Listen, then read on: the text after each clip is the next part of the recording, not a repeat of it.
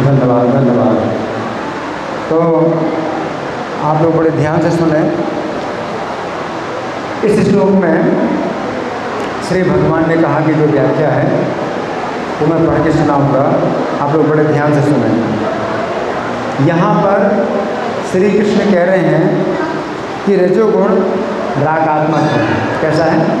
रागात्मक है, अर्थात रजोगुण का स्वरूप राग है।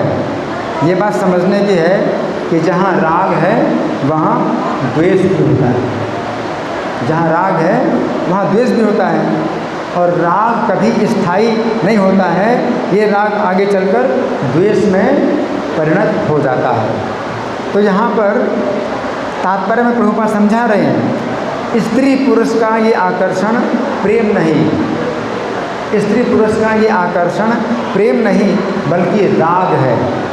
यद्यपि भौतिक संसार में इसे प्रेम कहा जाता है, कहते हैं प्रेम, परंतु ये प्रेम नहीं है, ये राग है, और आगे चलकर ये द्वेष में परिणत हो जाता है।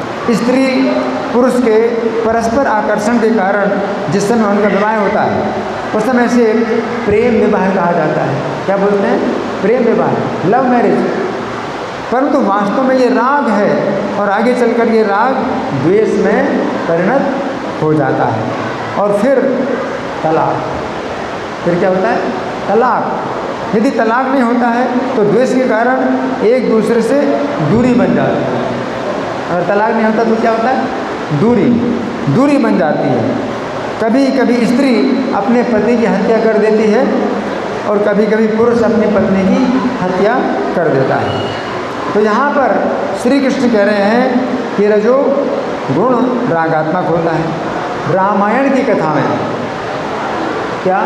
रामायण की कथा में ये वर्णन आता है कि रावण जिस समय सीता जी के सौंदर्य से आकर्षित हुआ उस समय उसने सीता जी का अपहरण कर लिया, और वो सीता जी को सदा आश्वासन देता था कि वो सीता जी से प्रेम करता है।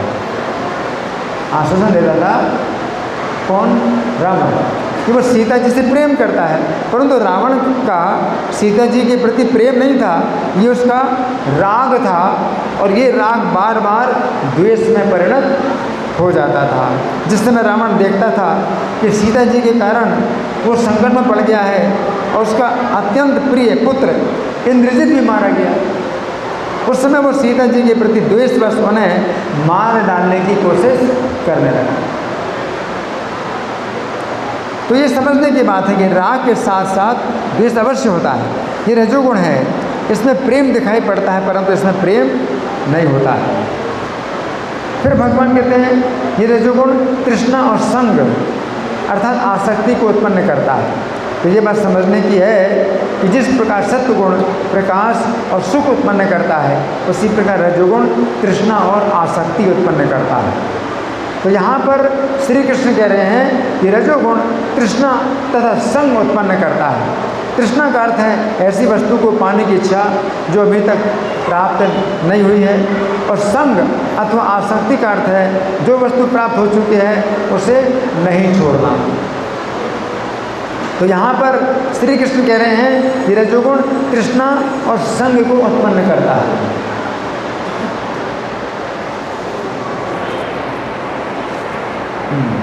तो महाभारत की कथा में वर्णन आता है कि जिस समय दुर्योधन को हस्तिनापुर का राज्य मिल गया, दुर्योधन को हस्तिनापुर का राज्य मिल गया और पांडवों को इंद्रप्रस्थ का राज्य मिल गया। उस समय यद्यपि दुर्योधन के पास असीमित ऐश्वर्य था, परंतु उससे पांडवों के ऐश्वर्य को देखकर तृष्णा उत्पन्न हुई।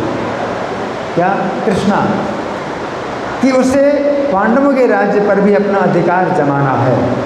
ये तृष्णा है, तृष्णा का कोई अंत नहीं है। अब जिस समय दुर्योधन को पांडवों का राज्य प्राप्त हो गया और ये बात उठाई गई कि उसे पांडवों का राज्य वापस करना चाहिए, उस समय दुर्योधन के मन में उस राज्य के प्रति इतनी आसक्ति उत्पन्न हुई कि वो इसे छोड़ना नहीं चाहता है।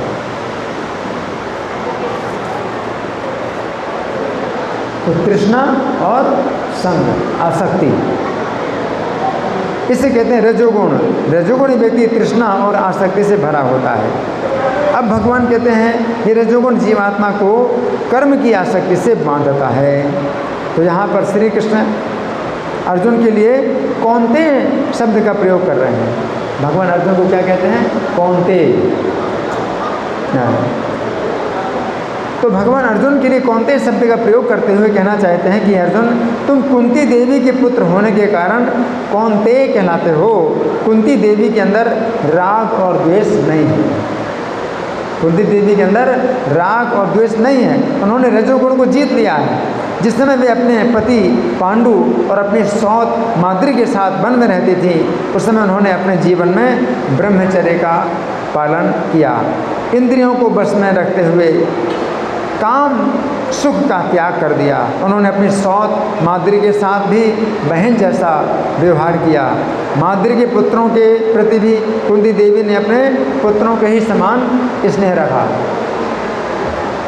अतः हे अर्जुन, जिस प्रकार तुम्हारी माता कुंती देवी रजोगुण से ऊपर उठी हुई हैं, उसी प्रकार तुम्हें भी रजोगुण से ऊपर उठना चाहिए। यहाँ पर श्री कृष्ण कह रहे हैं कि रजोगुण अपने राग का आकर्षण दिखाकर जीव को प्रलोभन देता है कि वो रजोगुण का भोग करे। परंतु जिस समय जीव रजोगुण को भोगने लगता है, उस समय ये रजोगुण जीव के अंदर तृष्णा और आसक्ति के दोष उत्पन्न करता है। और ये रजोगुण जीव को शरीर के साथ कर्मों की आसक्ति के द्वारा बांधता है। भागवत 7:39 में कहा गया है कि रजोगुणी व्यक्ति की इच्छा होती है कि उसे धन, संपत्ति, सुंदर स्त्री, पुत्रों, घर, पालतू पशु सभी सुख प्राप्त हों, परंतु ये सभी उसकी आयु के साथ नश्वर हैं। चूँकि मनुष्य का जीवन नश्वर है, अतः उसे इन सभी वस्तुओं से क्या लाभ मिल सकता है। उक्त श्लोक के तात्पर्य में श्रील प्रभुपाद लिखते हैं, विश्व इतिहास ने सिद्ध कर दिया है कि भौतिक सभ्यता के विकास द्वारा शारीरिक सुविधा के लिए आर्थिक विकास करने के प्रयत्नों से जन्म, मृत्यु, जरा और रोग का उपचार नहीं हो पाया। हर एक को विश्व इतिहास के बड़े बड़े साम्राज्यों तथा रोम, मुगल, ब्रिटिश साम्राज्यों का ज्ञान है, किंतु ऐसे आर्थिक विकास में लगे रहने वाले ये सारे समाज बारंबार होने वाले युद्धों, बीमारियों, दुर्भिक्षों के माध्यम से ध्वस्त होते रहे। इस तरह उनके सारे प्रयास क्षणभंगुर हैं। बुद्धिमान व्यक्ति को निष्कर्ष निकालना चाहिए कि भौतिक विकास सुख कर नहीं होता है। निष्कर्ष यही है कि आर्थिक विकास के लिए अपना समय क्यों व्यर्थ किया जाए। भागवत 7:41-42 में कहा गया है कि भौतिकतावादी व्यक्ति अपने को बहुत बुद्धिमान समझकर निरंतर आर्थिक विकास के लिए कर्म करता रहता है, किंतु वेदों में बताया गया है कि वो या तो इसी जीवन में या अगले जीवन में भौतिक कर्मों द्वारा बार बार निराश होता रहता है। उसे अपनी इच्छाओं से विपरीत फल मिलते हैं। इस भौतिक जगत में प्रत्येक रजोगुणी व्यक्ति सुख की इच्छा करता है और अपने दुख कम करना चाहता है, तदनुसार कर्म करता है, किंतु वास्तव में कोई तभी तक सुखी नहीं रहता, कोई तभी तक सुखी रहता है जब तक वो सुख के लिए प्रयत्न नहीं करता। जो ही सुख के लिए कर्म करना प्रारंभ करता है, तो ही उससे दुख प्रारंभ हो जाते हैं। तो इन तात्पर्यों में प्रभुपाद लिखते हैं, किसी को आज तक भौतिक कर्मों से मन वांछित फल नहीं प्राप्त हो सका, उल्टे वो पुनः पुनः निराश होता रहा। अतः व्यक्ति को चाहिए कि वो ना तो इस जीवन में और ना अगले जीवन में इंद्रिय सुखों के लिए कर्मों में अपना समय व्यर्थ गंवाए। प्रत्येक प्राणी किसी न किसी योजना और कामना से अपने कार्य प्रारंभ करता है, किंतु उसे अपनी योजना के प्रारंभ से लेकर अंत तक कोई सुख प्राप्त नहीं होता है। जो ही विपरीत इसके विपरीत अपनी योजना के अनुसार कार्य प्रारंभ करता है, तो ही उसका कष्टमय जीवन शुरू हो जाता है। तो यहाँ पर श्री कृष्ण कह रहे हैं कि रजोगुण अविनाशी जीव को कर्म की आसक्ति द्वारा विनाशी शरीर से बांधता है। तो रजोगुण में क्या होता है, व्यक्ति सुख के लिए कर्म करता है और सुख के लिए जितना वो कर्म करता है उतना उसको दुख मिलता है। और सत्वगुण में क्या होता है, संतुष्टि, तो सुख के लिए कर्म नहीं करता तो सुखी रहता है। सत्वगुण में जो है वो उसी में संतुष्ट रहता है, जो उसको प्राप्त हुआ उसी में संतुष्ट रहता है ना, तो वो सुखी रहता है। ये कहते हैं ना कि गोधन, गजधन, बाजधन और रतन धन खान, जब आवे संतोष धन, सब धन धूरी समान।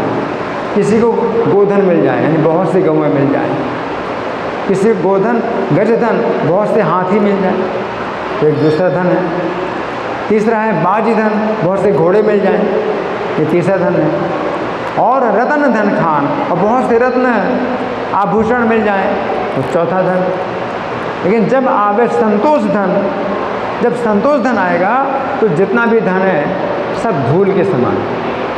गोधन और हाथी का धन, घोड़े का धन और रत्नों का धन सब धूल के समान है संतोष धन के सामने। तो सत्वगुण में व्यक्ति जो है संतुष्ट रहता है, संतुष्टा सततम योगी है। तो जो भगवान का भक्त है वो हमेशा संतुष्ट रहता है। तो संतुष्टि में जो सुख है वो दूसरे प्रकार के सुखों में नहीं है। और रजोगुण का यही लक्षण है कि संतुष्ट नहीं होता। क्यों? तृष्णा संग समुद्भवम। तृष्णा, दुर्योधन के पास कितनी धन संपत्ति, हस्तिनापुर का उसका राज्य मिल गया बढ़िया, पांडवों को इंद्रप्रस्थ का राज्य मिल गया, लेकिन तृष्णा, तृष्णा क्या तृष्णा कि पांडवों को जो मिला है वो मुझे मिलना चाहिए, मुझे मिलना चाहिए, है ना। और तो जो है अन्यायपूर्वक कपट जुए के द्वारा जीत लिया है, उनका भी इंद्रप्रस्थ जीत लिया, पांडवों को 12 साल का वनवास दे दिया। अब 12 साल का वनवास, 1 साल का अज्ञातवास, अब वापस करो तो आसक्ति छोड़ नहीं सकता, नहीं दूंगा है। बिना युद्ध के एक सुई की नोक के बराबर भी जमीन नहीं दूंगा, बिना युद्ध किए। तो रजोगुण है ना। तो भगवान कहते हैं रजो रागात्मकम विद्धि, राग और द्वेष है ना, इसमें प्रेम नहीं है। और इसी को लोग प्रेम का नाम देते हैं, है ना। इसमें प्रेम नहीं है, राग और द्वेष है ना।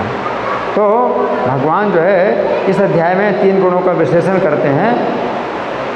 तो इससे जो है हमें पता चलता है कि हमारे अंदर कौन सा गुण है। और फिर आपके अंदर वो गुण अगर जो है प्रभाव डाल रहा है तो आप समझोगे कि ये आपका काम नहीं है, ये गुण प्रभाव डाल रहा है, तो कैसे मैं छूटूं, तो आप समझ सकते हैं। तो इसमें बड़ी जो है जागृति प्राप्त होती है, बड़ी जागरण, बहुत जागरण प्राप्त होता है, जगाता है हमको कि वास्तव में ये 3 गुण हैं जो कार्य कर रहे हैं, जबकि मैं कार्य नहीं कर रहा हूँ। अगर गुण कार्य कर रहे हैं तो मुझे जो है इन गुणों में से सत्वगुण को अपनाना है ना। तो जब तक कोई व्यक्ति भगवद गीता को नहीं समझता, वो सोचता है कि मैं खुद कर रहा हूँ, इसलिए अपने दोष को देखना नहीं चाहता। अब रजोगुणी व्यक्ति है, उसके अंदर बहुत दोष हैं, लेकिन वो रजोगुण को नहीं समझता कि रजोगुण मेरे ऊपर हावी हो रहा है तो मैं इसको हटाऊँ।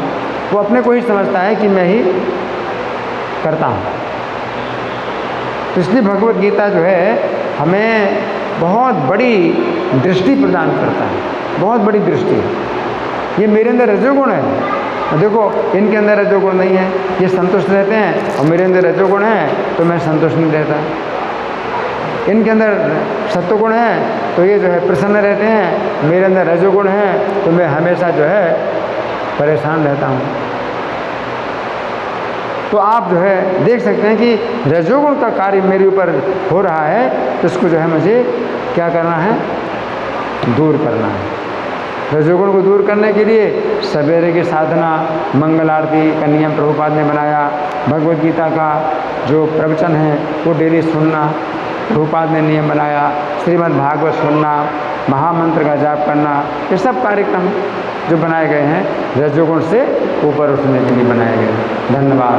ग्रंथराज श्रीमद् भगवद गीता की जय, श्रील प्रभुपाद की जय। हरे कृष्णा।